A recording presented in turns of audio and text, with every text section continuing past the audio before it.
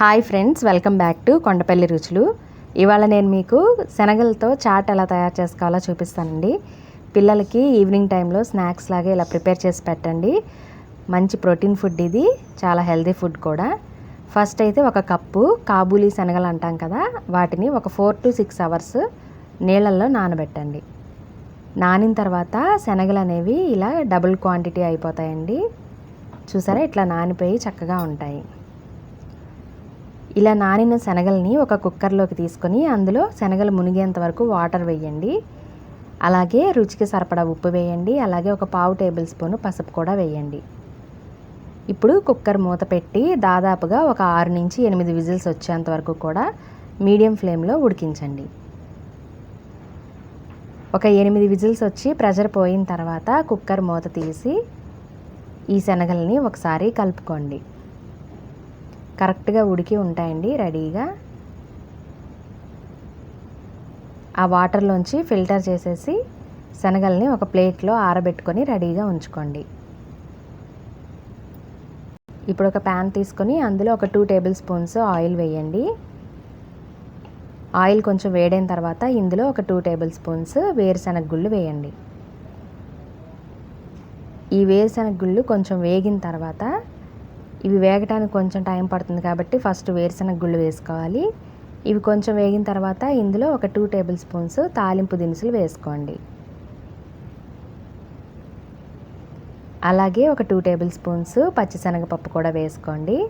దీనిలో కొంచెం తాలింపు దినుసుల్లో కంటే కూడా కొంచెం పప్పులు ఎక్కువ ఉండాలి కాబట్టి పచ్చిశనగపప్పు కూడా యాడ్ చేసుకోండి.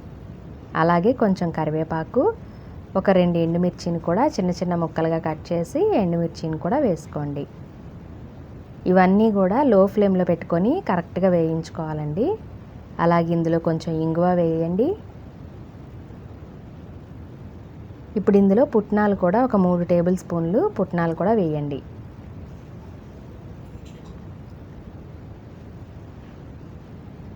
కొంచెం పసుపు యాడ్ చేసుకోండి. కొంచెం పసుపు వేసి ఇందులో ఒక 1/2 కప్పు నుంచి 1/2 కప్పు వరకు అటుకులు వేసుకోండి. మీ టేస్ట్కి తగ్గట్టుగా వేసుకోవచ్చు.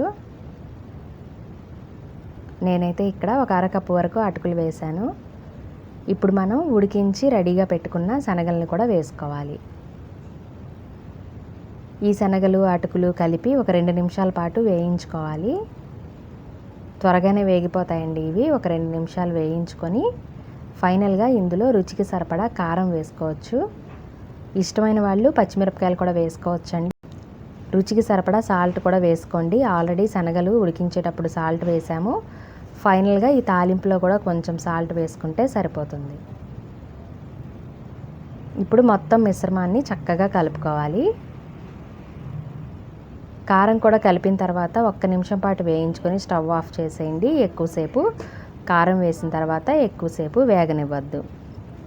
ఇప్పుడు ఇందులో కొంచెం కొత్తిమీరని తుంచుకొని వేసుకోండి. అలాగే ఒక నిమ్మకాయ నుంచి 2 నిమ్మకాయల వరకు, నిమ్మకాయ సైజుని బట్టి మీరు తినే టేస్ట్ని బట్టి పులుపు ఎక్కువగా కావాలి అంటే 2 నిమ్మకాయలు పడతాయి, లేదంటే ఒక నిమ్మకాయని పిండుకోండి.